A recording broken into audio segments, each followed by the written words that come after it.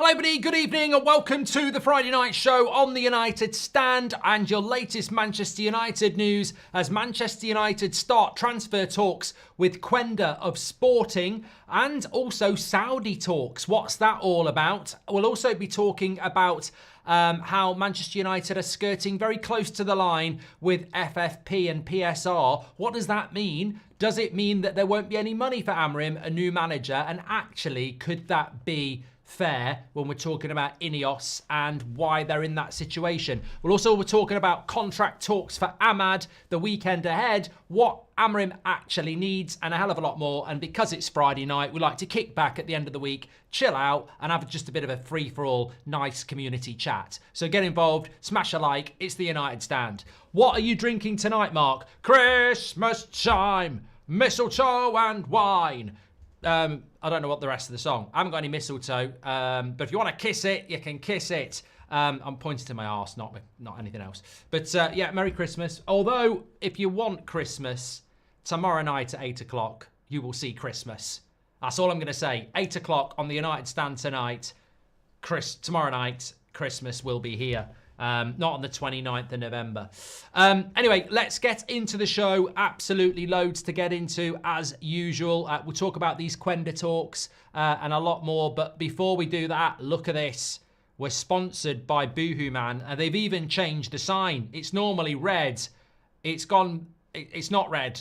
Why is it black? Well, I'll tell you why it's black. Because it's Black Friday. Today's show is sponsored by Boohoo Man. And this is no usual Boohoo Man sponsorship because it is Black Friday. I know you might have seen 20% or 30% off offers before today, and you probably thought that was good. But well, wait for this.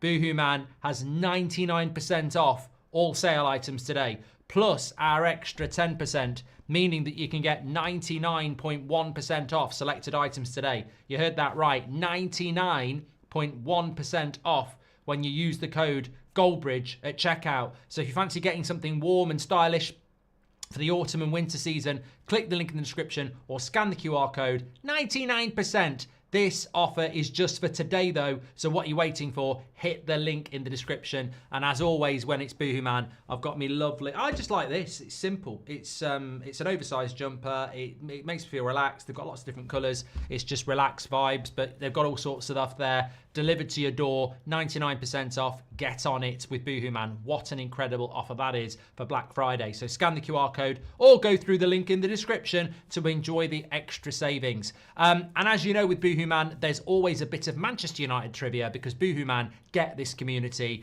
and like to give us a bit of what we're all about. So can you guess the player before we get into the latest Man United news about Quenda and budgets and Saudi? I was born on the 17th of March, 1994. I wish. Although my wife, no, that would make me 30, wouldn't it? That would make me 30. I'd be all right. Yeah. I began my professional career in Austria. I made more than 200 appearances for Leipzig before moving to Bayern. In February 2023, I signed for United and played in the 2023 Premier League win against Crystal Palace. I currently play for Dortmund and captain the Austrian national team. As soon as they said in Austria, I was like, it can only be one player. It can only be one player. I'm sure we'll get it in the chat. But before we do that, a big shout out. Loads of people have got it already. Calvin, well done. Big shout out to Boohoo Man. Check it out. Scan the QR code. Links in the description. 99% off. Only exclusively today. Get on it. And of course, the answer was Sabitzer. Not familiar with financial fair play. Does that mean we have to sell to be able to buy players? Says Smoke. Cheers, Mark. Are you ready for Sunday? Says Constantine. I am. Christmas to me is a lot of snow. A lot. How's the cat, Mark? Says Sir David Coote. Kenneth's gifted 5 memberships. If you want to gift memberships, Friday night's the show to do it. And I don't think enough has been spoken about Rasmus's clinical finishing. I don't care about his positioning. Just let him stay in the box and give him the ball, says Parker. And what are you drinking tonight, Drew? We've done. Well, we'll come back to all of that, but let's get into the news straight away because I like the questions on a Friday night, but let's do the news first. So a few stories. One about Saudi, one about the budget, but let's start off with the Quenda story. Now, before I start with the Quenda story, let me just say this. This is coming in from Fabio Roque, who is a leading coach in the Sporting Academy. And he said this, there is only one Giovanni Quenda, but if you're looking for a player that he is like, then Saka at Arsenal. And when you think about Saka, the work rate, the ability off the wing. Quenda is 17. He's 17 years of age, and he said that the formation is perfect for him, the 3-4-3, and when Amorim arrived, it was clear as water that Quenda could fit into that very, very well. And naturally a winger, it's easy to reach for Yamal, also left-footed when searching for a similar profile, but he covers way too more space than Yamal. He's also committed in the defensive moments and defensive duels. He plays so well there because the space that he covers on the field is huge. He's demanding with himself in the defensive moments. He's fast to recover. He wins his duels. It reminds me of Saka in the beginning of his career when he played as a fullback. But there is only one Quenda. He is different from any other player I trained. He can create a mark on football that is totally different. And I tell you what, that'll do me. That'll do me. I think we knew about Quenda anyway, but a very, very exciting player. So why are we talking about him at the start of the show on a Friday? Manchester Evening News have had a story out in the last few hours that Manchester United have held transfer talks with George Mendes, who is newly involved with Quenda in some sort of way, shape or form. Now, George Mendes had a massive part. I mean, he's had a big relationship with United for years with De Gea and Cristiano Ronaldo. But in the summer, he was the guy that basically got the Ugarte deal from PSG, got the Neves deal from Benfica to PSG, and got the Euro deal to Manchester United. So George Mendes is somebody that has massively been involved with Manchester United over the last few months. PSG are interested in Quenda, and Mendes has done deals for PSG, so it doesn't mean he's exclusively going to give him to us at Manchester United, but apparently there has been discussions about Quenda, who looks like he's going to leave in the summer. Now, he has got a contract till 2027, which means he's got 2 years left on his contract. We were hearing about a new contract with a 100 million release clause. I don't know whether that's actually happened yet, but it feels like with Quenda, and look, I don't think Manchester Evening News are the sort of outlet that break exclusive transfer stories. The reality is Quenda is an obvious target for Manchester United. I mean, Romano's spoken about him. It's obvious. It's not actually that breaking. Like, we will be looking at Quenda. What's next? We've been in talks with Gyökeres. Of course we're bloody in talks with these players. Of course we want these players. The question is not wanting them. The question is whether we can get them. Sporting are not easy to deal with, and the budget to get those players will be high. We don't just need Quenda. We need about 6 players. So, again, I sort of look at this like Gyökeres and I go, yeah, it's an open goal. We will be linked to him non-stop. But I don't know whether we'll get him. I said it about Gyökeres. Until he signs for somebody else in the summer, we will be favourites to sign him. We can't, in a way, it's annoying because we can't do anything about it. We will be favourites to sign Gyökeres, even if we never sign him, up until he's signing for somebody else. And it will be the same with Quenda as well. But I do like the player. I think he's potentially generational. But I don't think we're the only ones that know that. All it is he plays for Sporting. Amorim knows him really well. He knows Amorim. And really, it will come down to whether we can raise the money to do that or not. So, look, Quenda talks. Apparently, I wouldn't be surprised.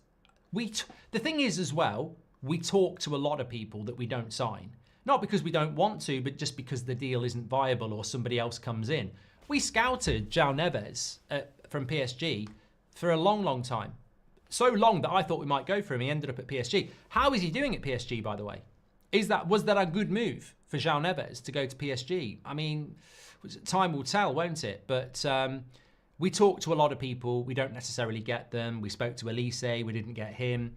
But look, I think this is a really, really good player that hopefully we can do something about. But it's really going to come down to funds. And I think Ineos, I'm going to say this, but it doesn't mean it's going to happen and it doesn't mean it's their fault. I don't know how much Quenda's going to cost. Apparently Neves is doing really well there at the moment. Thank you very much. Moonlink says he's on fire, which is great. It's a shame PSG aren't. But Amir says Ineos need to go. I think that, I mean, look, Laurie Whitwell in The Athletic said this, and it sort of segues nicely into the Quenda story. I would say Quenda's going to cost anywhere between 50 and 80 million pounds. Minimum 50, maximum 80. That's a significant amount of a budget for a player that we probably do need.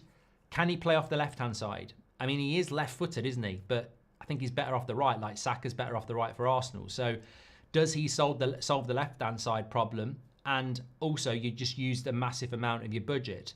Now, what Laurie Whitwell said is that the words FFP and PSR keep coming out of Man United. They're very close to the line. Well, FFP is financial fair play, and PSR is something like that. I forget what it is. I forget what it stands for. Profits and sustainability rules.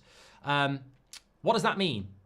Well, it means that we don't technically have any money to spend, or it's certainly scaremongering to that effect. So on the one hand, you want Gyökeres and Quenda at a cost of about 140 million quid. And on the other hand, FFP and PSR, and you haven't got any money. So I'm sort of intrigued by this, because I think that we've got a new manager with a new style of play who is inheriting, some might say, shit. He must be given a chance to succeed.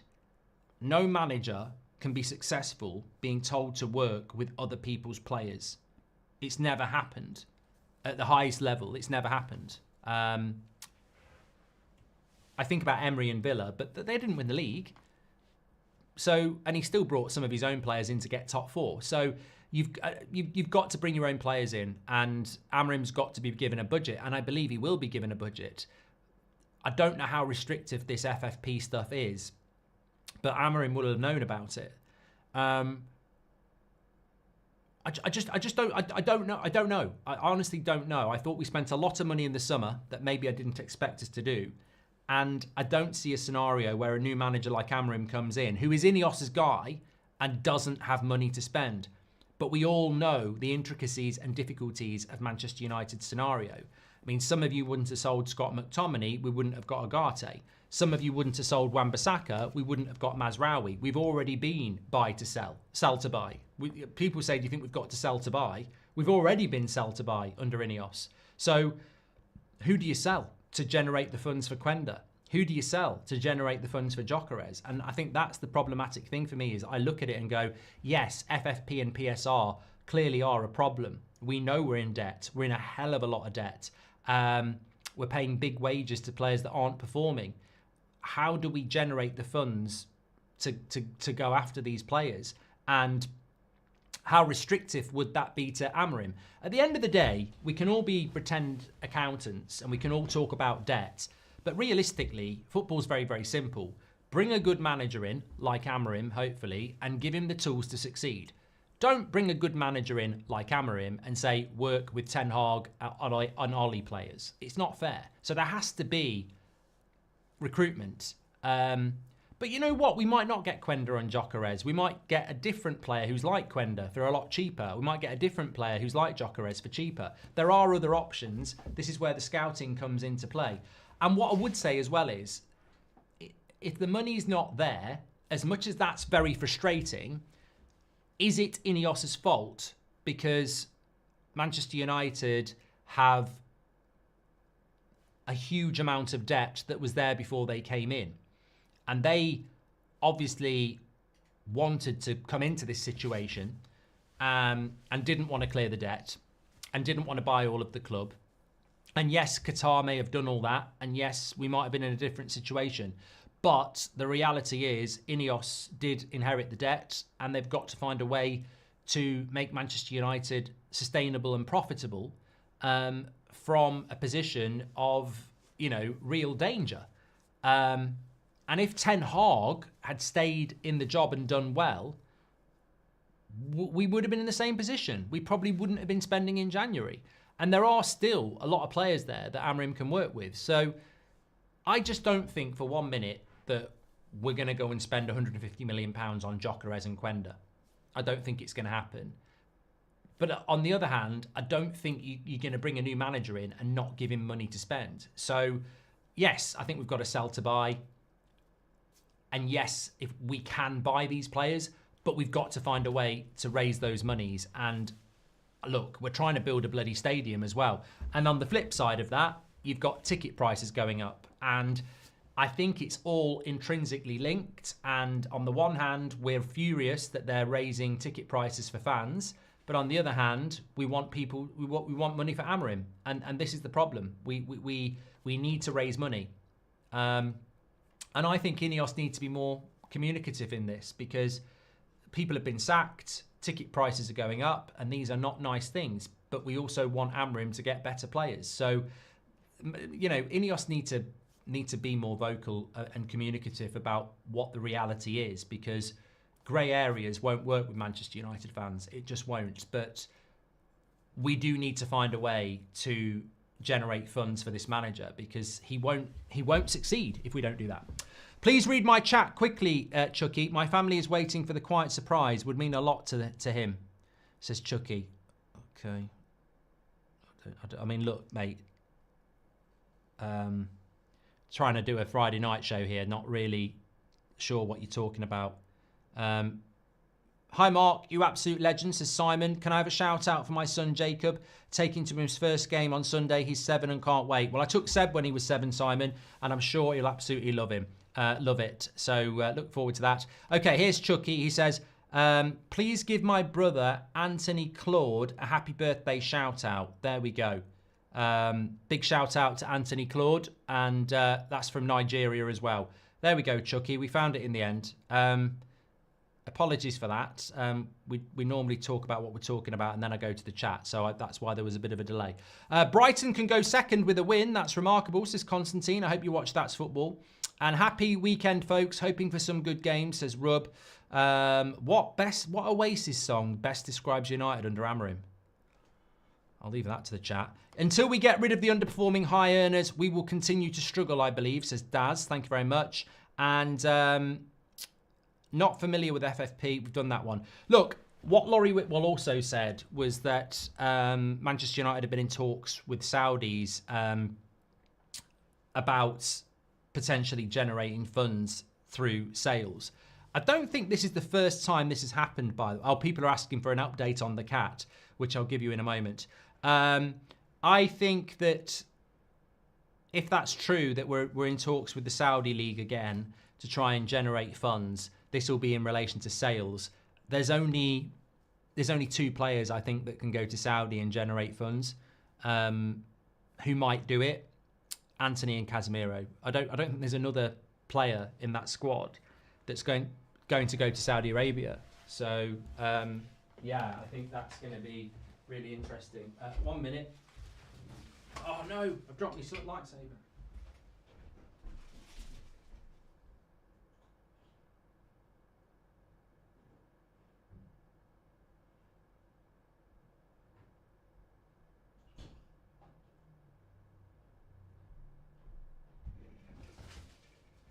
Back again. Yeah, so I think that if we're going to generate money from Saudi Arabia, you're looking at Casemiro or Anthony, I suppose. And I don't know how... Oh, the fucking hell. What's going on here? What is wrong with me today? Not me. I've lost my bloody live chat again there. I thought I'd just fix that out. So yeah, I think if we're looking to generate funds, then... there are players on big wages that help. 350k a week is what Casemiro is on. I mean, that's just incredible. 1.4 million pounds a month, which is it's over 16 million pounds a year just going on Casemiro. What do you think Casemiro is actually worth? At his best, I would give him 8. That's half. So you could save £8 million a year on Casemiro and still have him at the club on a fair wage, but that's not going to happen because some twat gave a stupid contract out. So I think we've got to try, and look, that's the pathway.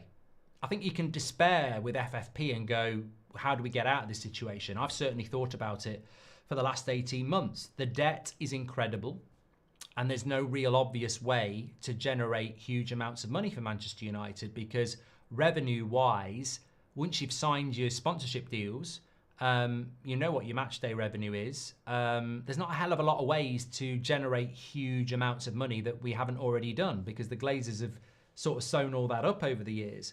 So you've got to look at ways that you can make money that are going to allow us to create gaps to bring in other players. And the best way of doing that is removing some of these big wages. And I think Casemiro would be one of those. I mean, look, if you could get Anthony out of the club, that would be helpful as well. But I don't really think that's going to happen. Why do you think Amorim likes the wrong-footed players on the wings instead of the right-footed wingers for more natural crosses, says Haig? Well, tell me a manager that likes the natural footer on there as well. I mean, we've had this conversation before. It's a good one. Most modern managers like wrong-footed players, as you call it, or inverted wingers, because there's more chance of them scoring. It basically comes down to that. Look at Saka. Saka is a left-footed player on the right wing. They never play him on the left. And he scores a lot of goals and he gets a lot of assists. And the bottom line is, if you're a right-footed player, like Rashford, yesterday, that shot, I know it wasn't a very good shot, but it's not actually easy to score from there because you're shooting across the goal. And the goalkeeper's on the front post and you've got a small gap on your right foot to shoot across the goal. If you're on the left-hand side and you're cutting in, you can curl it. You can open your body up. So it's easier to score goals if you are an inverted player. And that's predominantly why it started in the first place.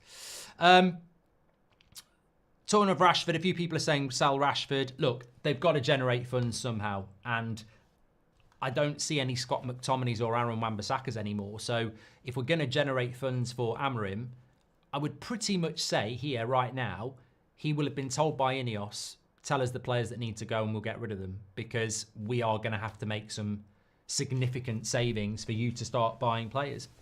Why do you think... I've done that one from Haig as well. Also, Laurie Whitwell was talking about Ahmad, and Ahmad is in discussions for his new contract, which we thought would have been signed by now. I don't know when he's out of contract, actually, but hopefully that contract will get signed soon. There's no reason for Ahmad not to sign a contract, is there really? When you think about... he's actually getting game time now. I think he's firmly in... I think he'll be in Amorim's best team because he's the only wide winger we've got that can actually play the 3-4-3. Defensive responsibilities and attack. I don't think Rashford can do it. And obviously Anthony and Garnacho at the moment, maybe not either. So I think that's going to be really, really significant to see Ahmad signing a new contract, because I think he's got a really big future at Manchester United. Gavin says Maguire to Al Hilal hasn't really got a ring to it. Thanks for being a member, Gavin. No, I mean, I don't see Lindelof. I don't see Eriksen. I don't see Maguire. I don't see Rashford. I don't see... who else would we like to probably sell? Luke Shaw. I just don't see those players going to the Saudi League or Malasia or anybody else. I think the only players that suit the Saudi League are... And look, I do think that if Casemiro wants to do that, it's not a bad thing to do. Nobody takes any notice of that league anyway, do they? I mean, I was talking about this the other day. I've not heard of what Ivan Toney's doing over there. I've not heard about Benzema for ages. I just don't know what happens when you go there. So, yeah, I mean, look, it's a retirement league, isn't it? That's what it's become. Our wages are just... I don't know what that means, Michael Doherty, so I'm not going to say it. Harry Maguire would never go to a country... I don't know what that means either, Perk. Would never go to a dry country. God, I've got some weirdos in the chat tonight. I'll tell you that for free. Fucking hell. Anyway, what happened with the cat? The cat was in the house, I thought. So when I could hear the meowing coming from that side of the wall, I was like, has he gone under the floorboards? Anyway, finished the show. He's outside the bloody house. He's outside the window. He's got out the house. Seb had let him out. I didn't know. So he wanted to come in because it was cold and was meowing outside the house. So if I'd have known he was outside, I'd have known where he bloody was. But he wasn't outside. He wasn't. I thought he was under the floorboards. He was outside, the little twat. Oh, right. No alcohol means dry, says Tressa. Thank you. Appreciate that. Sorry, Perk. Well, NP says it's not that weird. It's not that weird. Well, he says, like, Maguire likes booze. It's not that weird. I've never heard of Harry Maguire being a drinker. So for me, when somebody says Harry Maguire would never go to a dry country, I don't see Harry Maguire as a drinker. So to me, I found that a bit weird. I've never associated him as somebody who's out on the piss all the time. Oh, the Greece holiday. Well, he's on bloody holiday. One time. I mean, when I think about a drinker, I think about like Gaza or someone like that. I don't see Harry Maguire as a drinker. One time, yeah. Happy birthday. And I don't even know if he was pissed for that. I mean, God, that's never been to court anyway, has it? Forgot about that. Happy birthday to Obi-Wan, says DV. Apparently, he's signing his first contract as well. 5-year deal today. Yeah. So that's it. What's your prediction for Everton, says Shark? You'll have my preview tomorrow, so I'm not going to start talking about the Everton game when we do a preview for it. Thomas Arahu will probably end up at United, mark my words, says Sandro. He's a sporting player as well, isn't he? People mention Pedro Gonçalves as well, don't they? You know he wasn't a drinker because a drinker would never have had his situation, says Leo. And you can build up a reputation over thousands of hours and it can be destroyed in 10 seconds, says Kieran. That's a very deep statement, Kieran. Chris Gray says, did you see Manchester United over £400 million in transfer fees and half of that is owed next year? How much will that restrict our spending next summer? Chris, that's terrifying. That is absolutely terrifying. Look, I don't want to be having a conversation about restricted budgets, but it makes you feel sick. It makes you feel sick because I think Amorim's job is the most difficult job a Man United manager has had probably since Sir Alex in 1986. It's really difficult. And Ten Hag's job was difficult, and Ollie's job was difficult, and Mourinho's job was difficult. They were difficult jobs. I'm not saying they weren't. But I think this is the most difficult job because we're still failing, and the pile of shit is accumulating, and the debt is accumulating. So I think that, you know, it's a really difficult job for Amorim, and you don't want to hear things like debt, restricted budgets, because we'll fail. We'll fail. There is no club who has won the Premier League in the last few years without spending money. Even Leicester spent money. Like, you've got to spend money. And Leicester's season won't be repeated anyway. I mean, where are Leicester? They got relegated very quickly. Do you want to win the league and then get relegated? So sustainable projects need money, and it's scary to think that we've got so much to spend on transfers next summer that won't bring new players in, just on players that are already here. But you know what? There are good players here. De Ligt, Mazraoui, Agate, Rasmus, Mount. There are some good players here. And there are some good young players coming through. But we all know that's not enough. You can't go, oh, well, we bought some good players and there's some good young players coming through and maybe you can get the best out of Bruno and Rashford. That's not fair. You don't give a new manager a job and then go, there's no money to spend. You've got to give him money. He has to be given money. And United have to find a way to do that. And I think they will. But how they're going to do it, I don't know. I mean, look, if you sold Rashford for £40 million, it's pure profit. Some would want more than that, but it is pure profit. And it's 300 grand a week off the wages. I mean, people don't like this, and I'm not saying do it, but if you sold Rashford for £40 million and someone was willing to pay 300 grand a week for him, you've just saved £1.2 million a week in £1.2 million a month in wages, and put £40 million of pure profit into the transfer budget. Financially, that's a good deal. And what's £1.2 million a month? Well, it's £12 million a year, and then it's another, fucking hell, don't tell me that. £1.2 million a month is £12 million, and then it's about £14 million a year in wages, isn't it? So as long as you don't pay the replacement that, your quid's in, aren't you? I'm trying to think of other players we can do it with. But that's what we're going to have to do. And I'm not 14.4 million. Thank you, Cars and Nicholas. I think that Gangsters A, you need to go back to school. It's not 13.2. You've gone too quick there.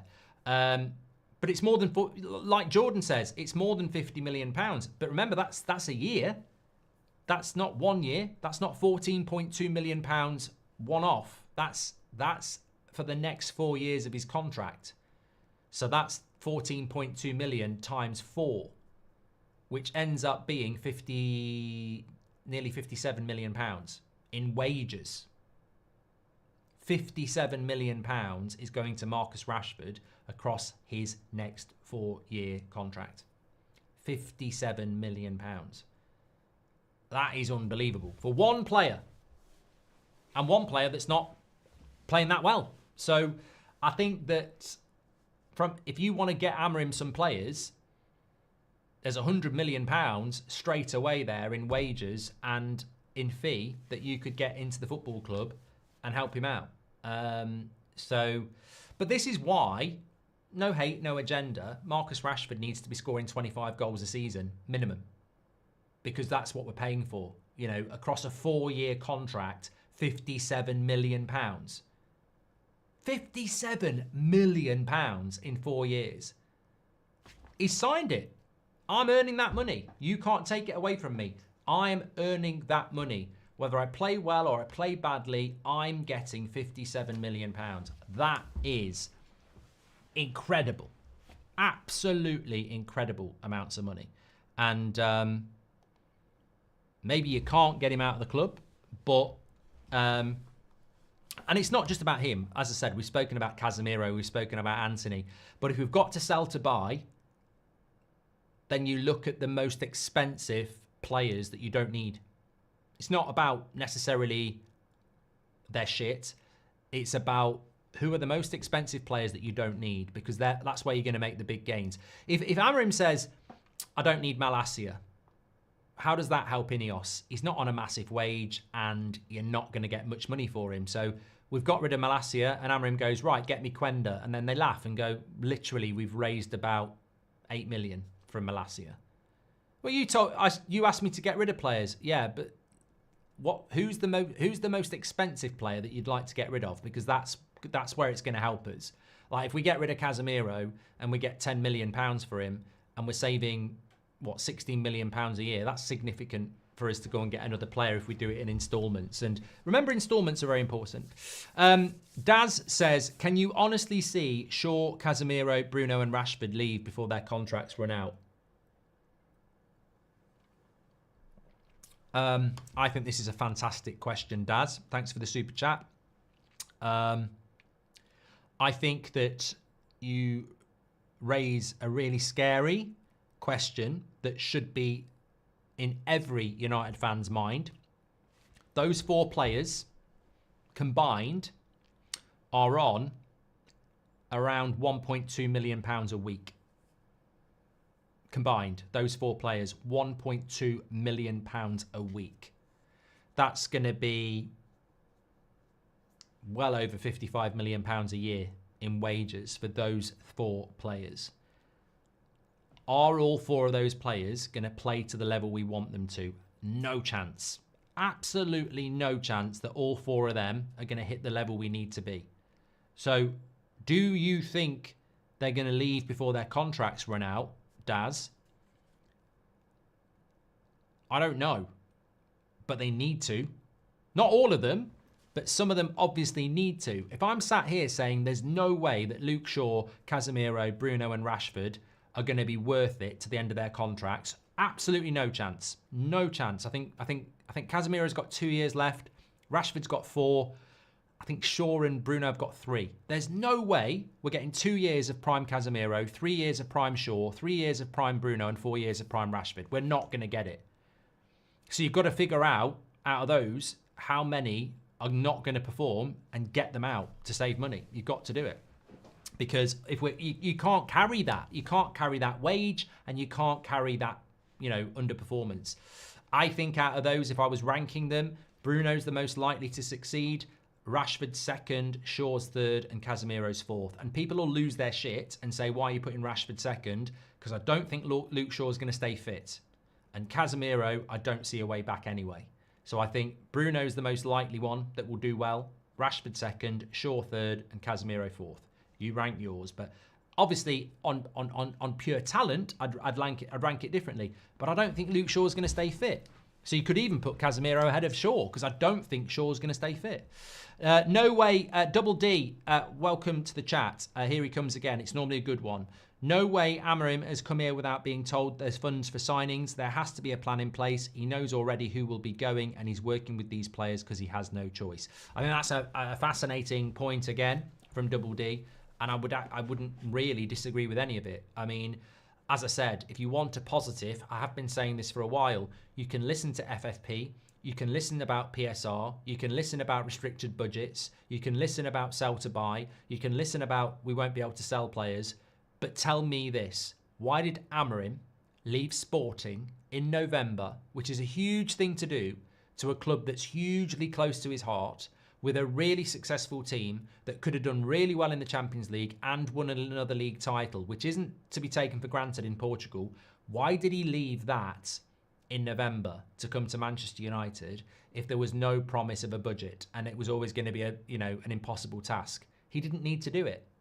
He did it because he wanted to do it, and it must have been, as he said, I couldn't refuse. Man United's not a job you can't refuse if they're saying we've got no money and you've got to use the shit we've got. So I 100% think that he's got a budget. Figuring out how he's got one is interesting. I 100% think he's got a budget.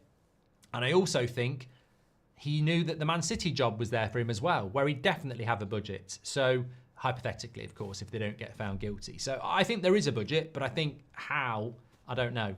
I think Rashford is broken physically due to injuries. He's one of the highest paid at his boyhood club and looks crestfallen all the time. Sad to see, says Lee. Yeah, I actually agree, Lee. I think we're probably going to be in the minority and we'll probably get a bit of shit. But I do see a player that doesn't look capable of getting anywhere near what he was. And unfortunately, I think there are better players than him. I was watching it last night and I thought one of the big problems he's got at the moment, and Casemiro's got as well, and potentially one or two others as well, is that reputationally and wages, etc., because that is part of reputation, they are stars of the team. I mean, look, some of you don't like it when wages get mentioned, but unfortunately, I think it's relevant because if you've got a player on 50k a week and then you've got a player on 300k a week, reputationally, who's the star of the team? It's obvious. It's the guy you're paying there's a reason you're giving him 300k a week. So Casemiro is the star of the team because of the wage he's on. Rashford is a star of the team because of the wage he's on. Bruno, and so on. The problem, I think, at the moment is you've got these players on these star of the team wages, but when I watch Manchester United, Agate's better in the midfield than Casemiro. Bruno yesterday is playing in the midfield ahead of Casemiro. Mainu probably will be soon as well. So Casemiro's on this massive wage, but he's not anywhere near the team on quality. And from what I'm seeing of Rashford, Rasmus is a better striker, obviously, because I think it's unfair for Rashford to be a striker. But then I'm looking at the positions in behind the striker. Well, Mount looks like he's better because he's more, Ahmad looks like he could be better. And maybe Garnacho's better as well. So the problem that you've got is that you've got these very, very highly paid players that reputationally are stars, but reality is they don't look good enough to beat some of the players that are taking their shirt. And that becomes a big problem as well. And going back to that very, very good point that Lee says about, he looks broken and he looks crestfallen, and it is sad to see. I agree. I don't think he's not trying. I think it's I think there's a limit and he can't break through it. And the question has to always come back to the same with Anthony. Who was the prat who signed this off? Who was the prat who didn't see this coming? Because we gave the 5-year deal on 300k a week. Somebody in this football club did it, and nobody saw the hint that it might be coming. And they see behind the scenes. They see what's going on behind the scenes. I mean, correct me if I'm wrong, the contract was signed in the summer of Ten Hag's first season, wasn't it? But from February, the Carabao Cup final, he fell off. So the club had 3 months of Rashford not playing well. He had an amazing start to the season all the way through till February, and then after the Carabao Cup, he started to tail off. But the contract wasn't signed till the summer. So what prat at Man United went, yeah, I really think we should give this massive big contract to a player over the last 3 months who doesn't look anywhere near what he did 8 months ago. But it's only the same as giving Alexis Sanchez the biggest wage in Premier League history, or spending £80 million on Anthony, or giving Real Madrid £60 million for Casemiro and him 350k a week at 29 and not thinking, why are Real Madrid getting rid of him? Idiocy that is screwing us right now and for years to come. And that's why I have sympathy with INEOS, because they are inheriting decisions I absolutely do not think they would ever have made. And in some ways, we might be paying for this for a few years' time. Because if INEOS never do one of those deals again, there will be a time in the next 2, 3, 4 years where none of these are left. But it's difficult to get rid of them. Amorim said we'll suffer a lot and we're struggling during games. These players have to step because they are being paid by the biggest club in the world. There's no hiding, says Hurtful. Thank you very much. Paul Thompson says, if Bruno Ugarte, Mainu and Collier are in midfield and we can move on Casemiro to Saudi, we might not need an immediate replacement. Eriksen's wages too. This is what I'm thinking, Paul. Maguire goes 190k a week, straight away. Lindelof goes 120 grand a week, straight away. Eriksen goes 150 grand a week. Casemiro goes, you might get a little bit of money as well, and it's 350k a week. So you gradually erode. Then what you do with that is you take that money that you're saving in wages and you utilize that to do installments. Somebody said, there was a good question a minute ago. Dale says, get an FFP expert on to explain to us all. But most of us already know about FFP. Like, you don't need an expert. Financial fair play is very, very simple. You have your revenue and you have your transfers and sales. Not transfers. You have your revenue, which is obviously what you earn from match day, sponsorship, TV deals, sales.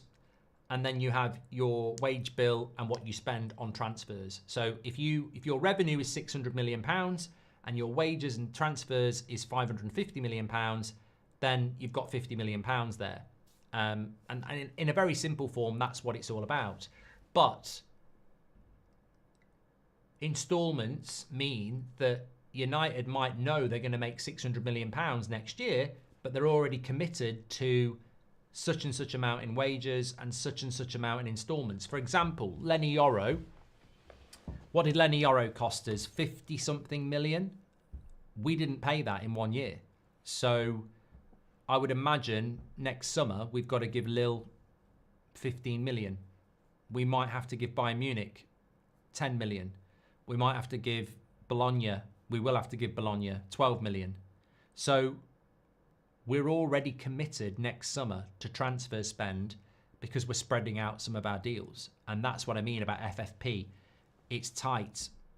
You can already, we'll know our revenue. We'll know our revenue for next summer, and we'll already know what we're going to be spending on wages and what we're going to be spending on payments to Bologna and Lille. The only way you can change that, and we've already got our shirt sponsor. It's a long-term deal. So we've already got our kit supplier. It's a long-term deal. So the only way you can change that is Champions League qualification. That will bring in a little bit more money. That's important. That's extra money. And sell to buy. That's extra money. So there's only really two ways that United can generate more money to spend in the summer, and that's qualifying for the Champions League, selling players. And everything else they'll know. So financial fair play is basically spend against earnings. It's the same thing you do every month. If you earn a wage and then you've got bills to pay, it's what you've got left. You pay your mortgage, you pay your car insurance, you pay your TV license, you know, you go out for meals, you get your wages, and at the end of the month you might have 50 quid left. And that 50 quid, your missus says, go and buy me a diamond ring because I'll like it. And you go, I've only got 50 quid. And you've got to figure out a way how you're going to make her happy. And it's the same as Amorim going, I want Quenda, and Man United going, we've got 10 million. How do I turn that 10 million into more than that? And the best way of doing that is generating more money. And generating more money is going to be Champions League qualification or selling players, both of which are still possible. I keep saying this, the Europa League is absolutely essential to us. Europa League is absolutely essential. Like, we can get... The only team that worries me in the Europa League is Spurs. And if you win the Europa League, yes, you get a bit of silverware, but you go straight into the Champions League. We must not underestimate the Europa League. Look at the Premier League, look at the top 4, and look how difficult it's going to be. Look at the Europa League and go, what really is going to stop us winning that? And as Marvin says, Spurs don't win trophies as well. So, look, I'm not saying we're going to win the Europa League. God knows there's probably Real Sociedad or some team that will knock us out. But what I'm saying is the pathway to the Europa League final looks a lot more doable than the top 4 at the moment. And it's straight in the Champions League. And it doesn't matter whether you finish 4th or win the Europa League, you still go in the Champions League and you still get all that money extra. Exciting. If the City case collapses or they win, could blow things wide open. Clubs like Man United and Newcastle could go to town, says Rob Taff. They've increased the credit limit again, says Espen. And do you think Sir Alex Ferguson would succeed if he came back, says Arslan? Absolutely not. The guy's in his 80s and hasn't been involved in first team football for over a decade. It's like getting Mike Tyson to... Oh, we've already seen him try and box again. Amorim feeling the Murtaugh madness, says Eduardo. Well, we're all feeling it, mate. We're all feeling it. And look, the only positive is, and I think this is why patience is so important, there will become a time when all these stupid contracts run out. I mean, what we had for the last 10 years was stupid contracts and stupid renewals. We'll never give out these stupid contracts again. Although, to be fair, I'll beat the chat. Somebody will say, hold on a minute, what about Bruno's contract? Which, to be fair, was under INEOS and is 300k a week. So, yeah, I mean, look, the Bruno contract, to me, isn't a problem. But I don't know why we had to do it, because he still had a couple of years left on his contract anyway. Thank you very much for all your super chats tonight, by the way. Gucci says, the only forward player who has cost us less than Rashford is Garnacho. When you take into account signing fee, the club takes these things into account. Well, Garnacho's pure profit. He is pure profit. If you sold Garnacho tomorrow for £60 million, that's pure profit. And he's not on a massive wage either. So, yeah. I would try to sell Malacia and get Fernandes back, says Fred Flintstone. That is a cheap deal. That is a cheap deal. You can't not agree with that. Kieran says, I'm still pissed about the Bruno contract. He wasn't playing well, then proceeded to hold the club to ransom. Look, I don't want to be... Look, as I said, I'm trying with Bruno because I do like Bruno. And I think his last interview really opened my eyes. And what Pedro said about him opened my eyes about how... I think if you want to be forgiving towards Bruno, then being the captain of Man United is very demanding because you've got so much to organise. But also... I think he's all over the place because he doesn't trust his players around him. That's why he's all over the place. And I think if we can provide a team around Bruno that knows what it's doing, we'll get a better Bruno because he won't be running all around the place. And I do think he's a really good player. I've always thought it. I just think he's lost or has been lost. So I still think that, and also he's a player that always wants to play and always gives everything. So he's different to other players that you might have an issue with. So with me, with Bruno, I'm sort of like, I want it to work and I want to back him. And under a new manager like Amorim, I'm going to do my best to do that. But I do understand the criticism. Of course I do. I mean, I was in the studio talking with Ricky last week and I understand the criticism. I do understand that he can be very frustrating and he doesn't play many games above average, if we're being completely honest, even last night. But I want him to do well. But what I will say is, I don't understand the contract, and that was INEOS. I don't understand why that contract happened, because he hadn't had a good end to the season again, much the same as Rashford hadn't. And he still had, I think he still had 2, maybe 3 years left on that contract. And we decided to just up his wage by 50 grand a week. And I don't know why we did it, because there was talk of him leaving. So did we do it because he was talking about leaving? In which case, United were obviously scared of him leaving and he had the club by the balls. But that just shows you how valuable they think he is if they felt like they needed to give him a pay rise after what had been a bad season. So, and that was an INEOS decision. So it is dissectable. It's about, look, I don't really want to talk about it, but I can't sweep it under the carpet and say that it's not a valid conversation. He didn't have a good end to the season, and we gave him a pay rise. And he did still have 2 or 3 years left in his contract. So why did we do that? It happened, and everyone was sort of like, that's good, but we gave him 50 grand a week pay rise. The only justification I could give it was that he had every right to ask for it, considering, and I always said this, and this might give people a bit of a slant, but it doesn't explain why Man United did it, because it's still money, especially when you've just made 200 people unemployed.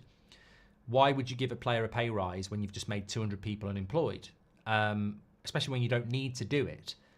But from Bruno's side, I understand it, because he probably looks at it, and I think this is completely right from Bruno.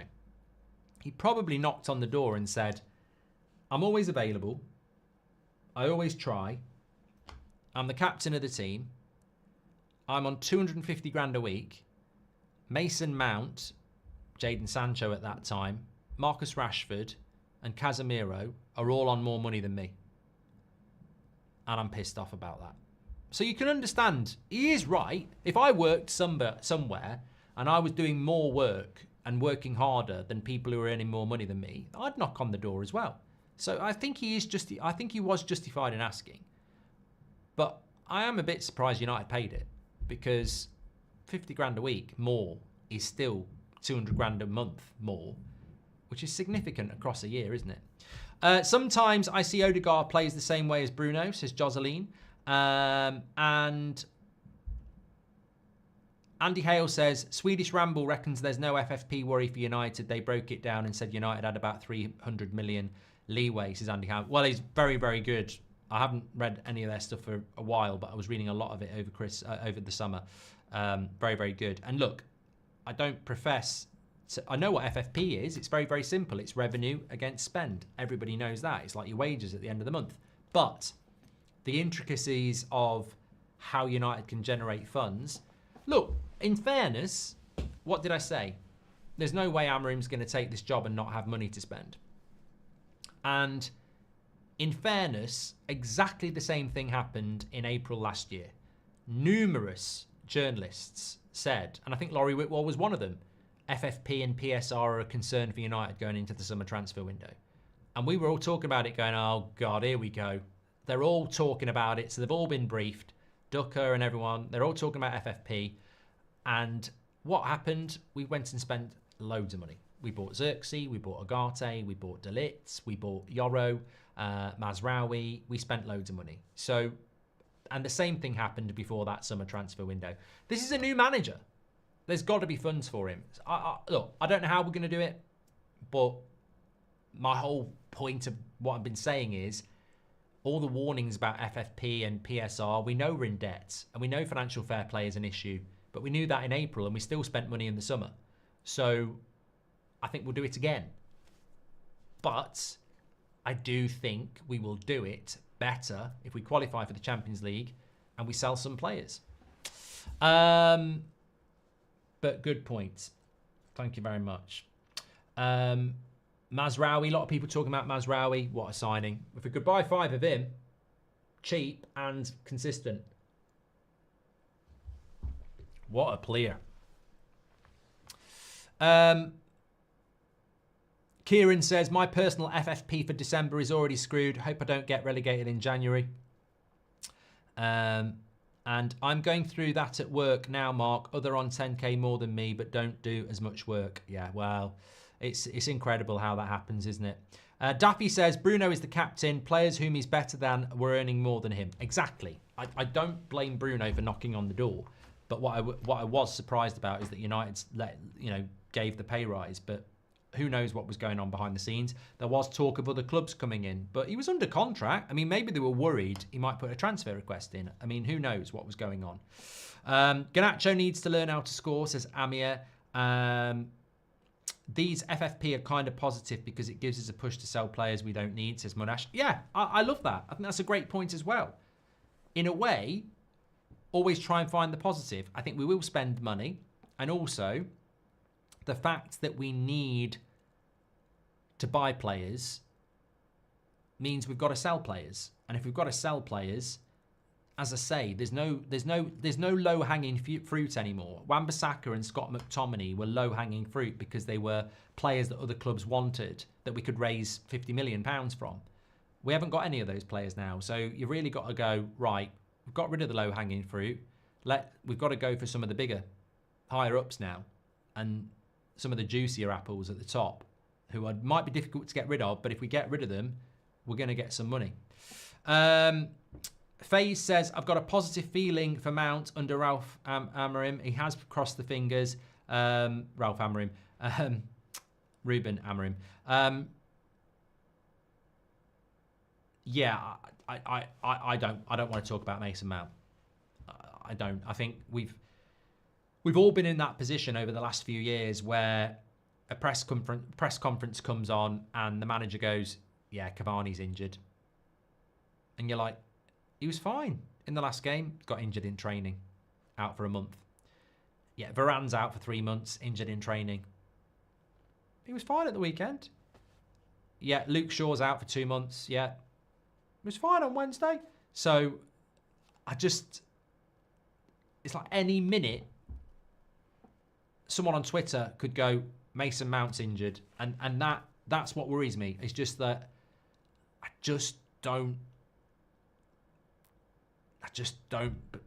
want to say it in the right way. I just want him to stay fit. But I don't trust that at the moment. And the best ability is availability, as we've said it before. And it doesn't matter how good he is, if he gets another injury, he's absolutely useless. And it's the same with Luke Shaw. It doesn't matter how good he is. We haven't been near a title for 10 years. We're in the bottom half of the table. We can't carry what people are saying in the chat, duds. So I need Mason Mount to be fit without injury. It sounds bad to say it, but there are players in that team, and I'm not going to say their name because it will jinx it, but there are players in that team, and you can think of names as well, who I expect to be fit in March, and they've been fit since August. I expect it. I expect they're going to be fit from August to March, and they're internationals.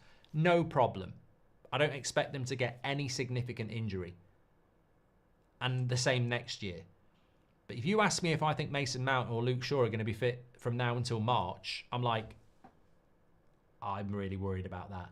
And that terrifies me because we really should be thinking they will be. And that's what we need to see. And I hope, I really hope, I really hope, because I want to believe in them as well. But it's the injury thing is just a massive concern. I don't understand why they give Eriksen that contract, and he's among the highest paid players at United, says Daffer. It was a free contract. It was a free transfer, mate. So 150k a week for Eriksen makes total sense. He was a free. There was no transfer fee, so players always going to get a little bit more. Chunk says, I'm glad Ruud van Nistelrooy's got a new job. Also, I still feel kind of sadness. He wanted to keep going for United. Football wasn't great, but the passion he gave the players, wow. Nah, I love Ruud, but I'm glad he's gone. I don't feel any regret. It was the right thing to do. The worst thing we could have done was leave a mate of the players here to be in between the players and Amorim. Look at the way Amorim's spoken over the last week, and there is nobody for those players to sort of go, we don't like this. We don't like this, Darren. We don't like this, Ruud. There's nobody. They've got to work. They've got to work. And this is exactly what we wanted. And I really hope Ruud does well at Leicester, but this is exactly what we wanted. Right, I'm going to go and have a bath. It's been a hell of a week. I've really enjoyed the show tonight, and I've got the preview going up tomorrow, so get ready for that. And don't miss the 8 o'clock show tomorrow night. Christmas lights. It's all going off. What we've got this weekend, watch along wise, I'm doing Arsenal against West Ham at 5:30 on That's Football tomorrow. United Everton is 2 o'clock. Then it's match reaction. Then I'm straight over to That's Football for Liverpool Man City. And then it's a Premier League week next week, isn't it? Because Man United play Arsenal on the Wednesday. So lots to get involved in on That's Football as well. But this is the United stand. You're all legends. Let me just tell you as well, excitingly, we are on the road to 2 million and we're only 200 subscribers away from 975. When we hit 975, we're 25k and countdown to 2 million. It's never been done. I mean, 1.9 million's never been done by an independent football fan channel.